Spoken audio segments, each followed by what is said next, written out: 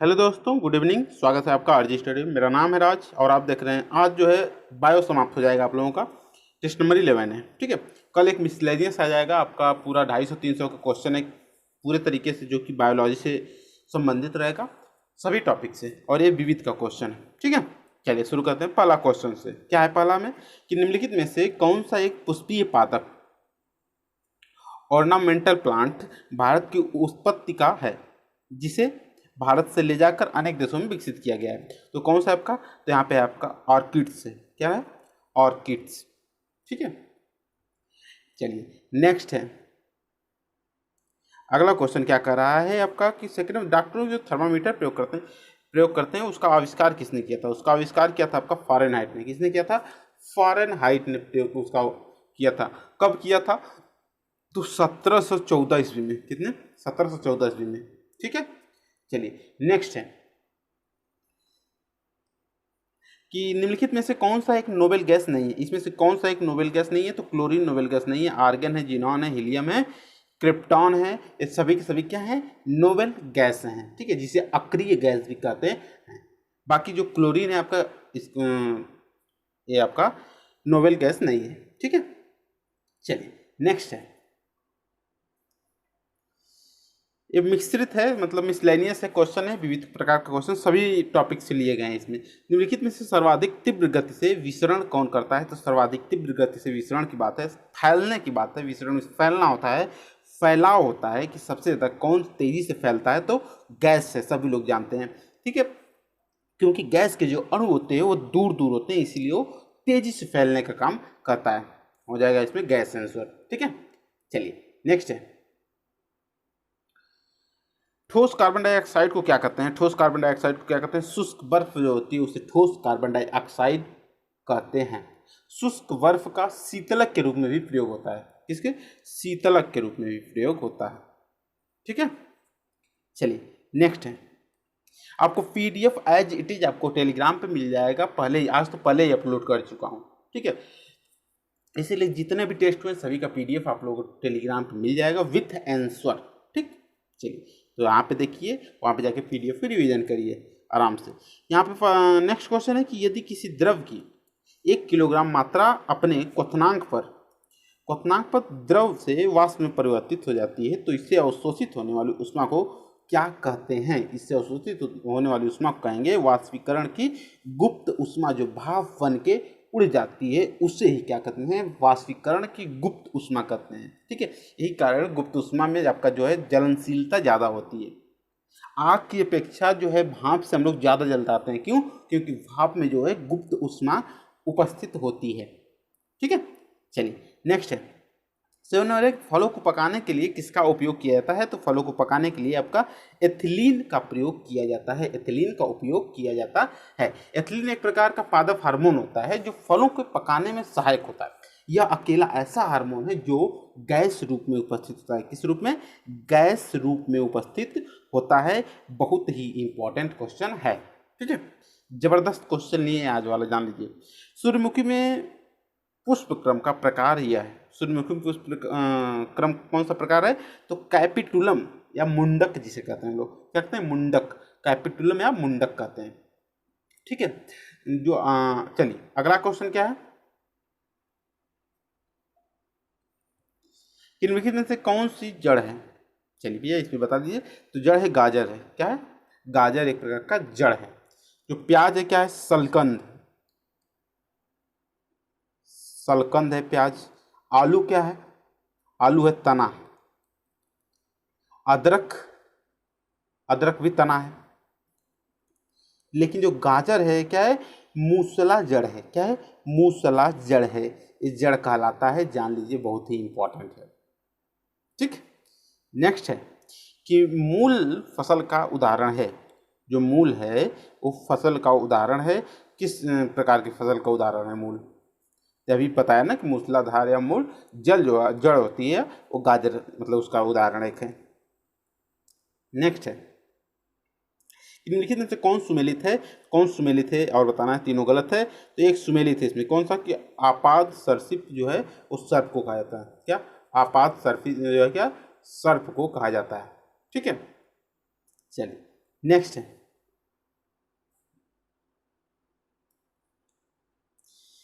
चींटी सामाजिक कीट है। चींटी सामाजिक कीट क्यों है?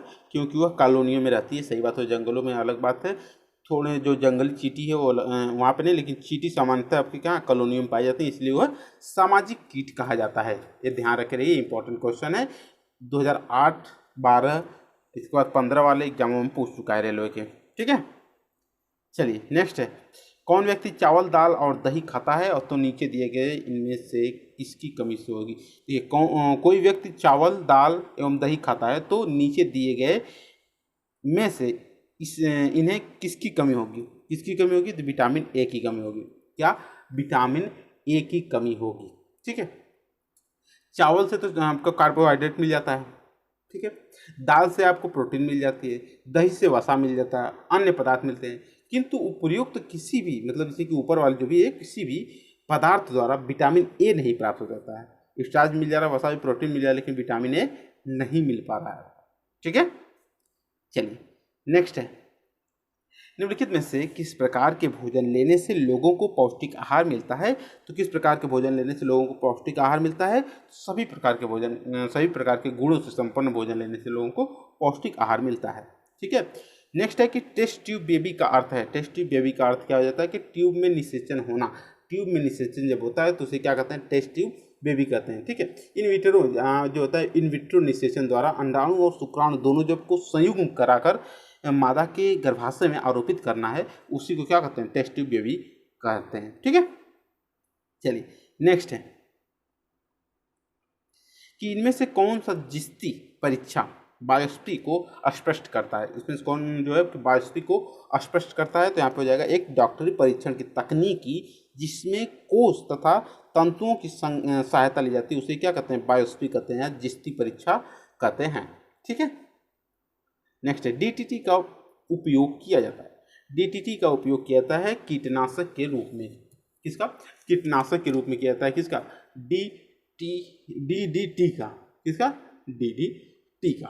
ठीक है, इसका फुल फॉर्म की बात करें तो डाइक्लोरो डाइफेनिल ट्राइक्लोरो। क्या? डाइक्लोरो डाइफेनिल ट्राइक्लोरो इथेन इसका नाम है पूरा। ठीक है, याद रखे रहिए, इसका नाम ही कई बार पूछा जाता है। ठीक है, इसे कृत्रिम कीटाणुनाशक भी कहते हैं। कब? इसे कृत्रिम कीटाणुनाशक भी कहते हैं। डीडीटी को डाइक्लोरो डाइफेनिल ट्राइक्लोरोइथेन कहते हैं इसे। ठीक है, नेक्स्ट है rhombic monoclinic and plastic sulphur है। कौन है आपका? तो एलोट्रॉप्स है। क्या है? एलोट्रॉप्स है। नेक्स्ट है कि कीट निम्नलिखित से संबंधित है। कीट किससे संबंधित है? आर्थ्रोपोडा से।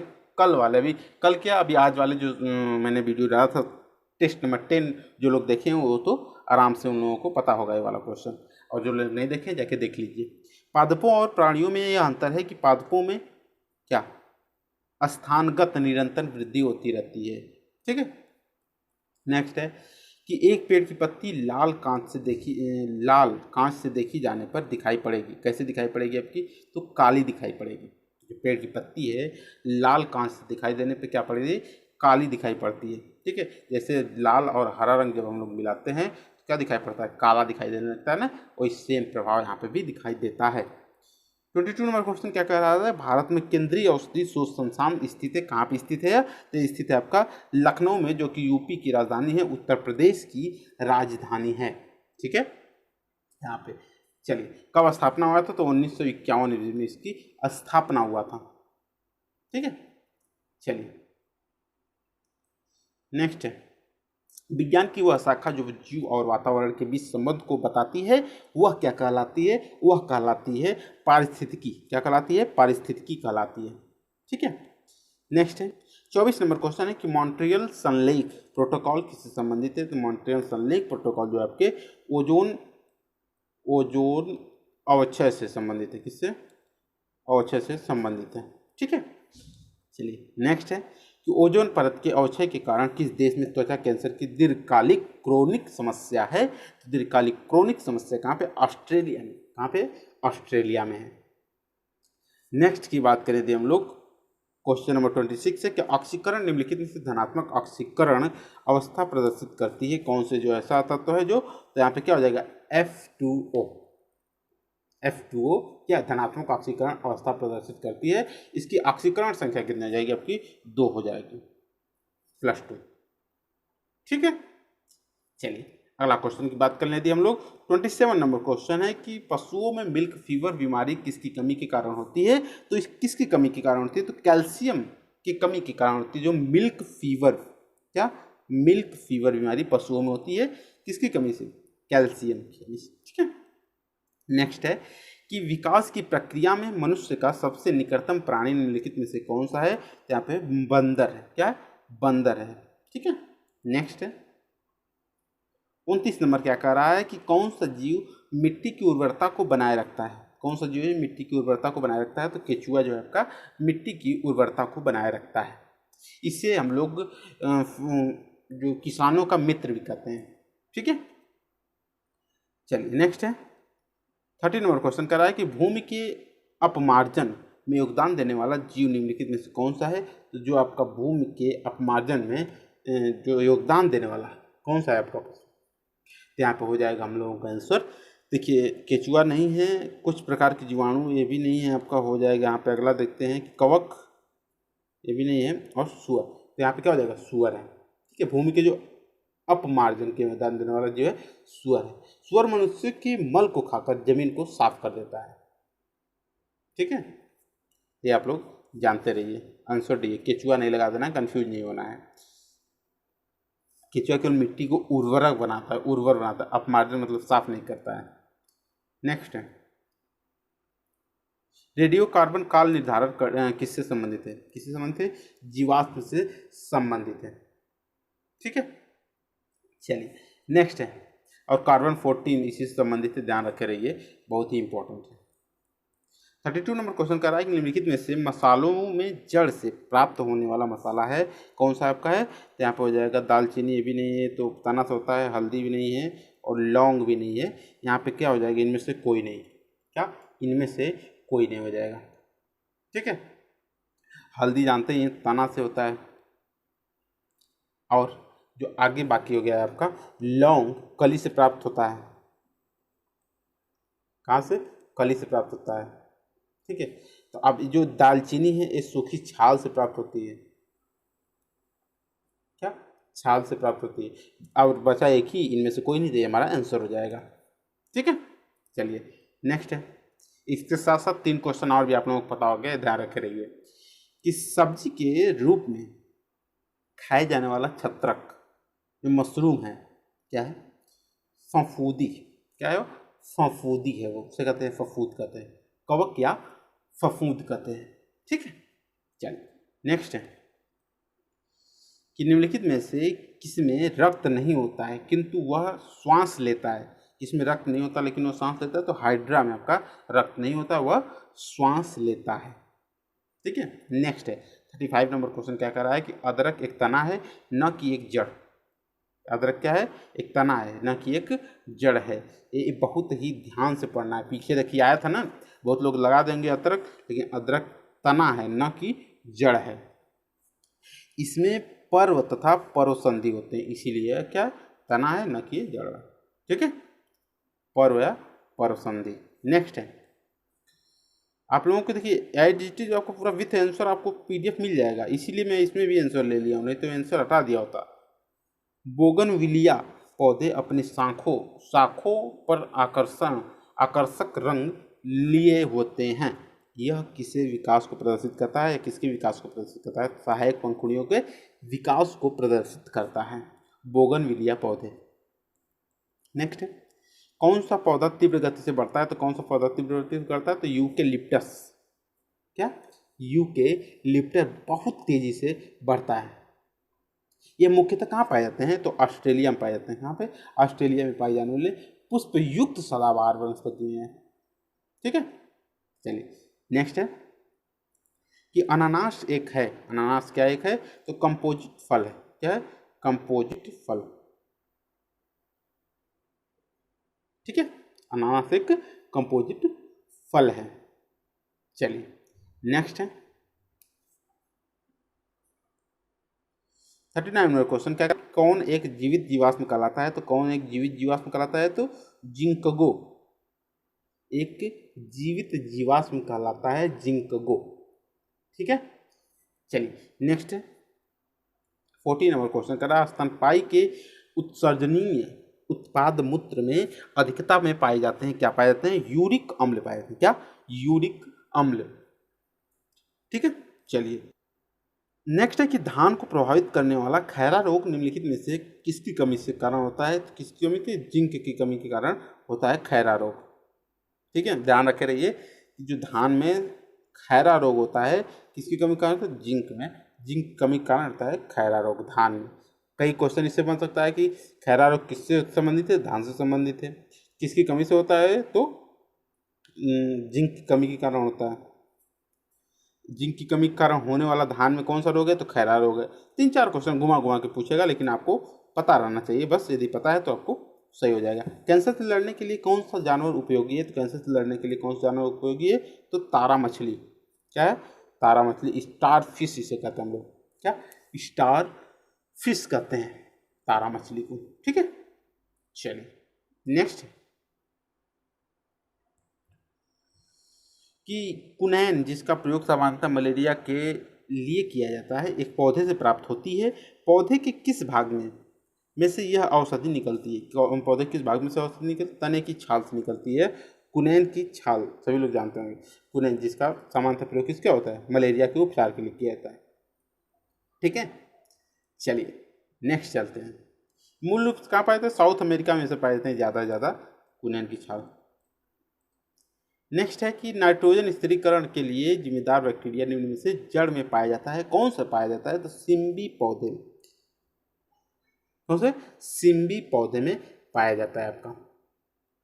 ठीक है, इसी के पौधे में राइजोबियम जो है नामक जीवाणु होता है, जो कि नाइट्रोजन के स्थिरीकरण के लिए उत्तरदायी होता है। कौन? राइजोबियम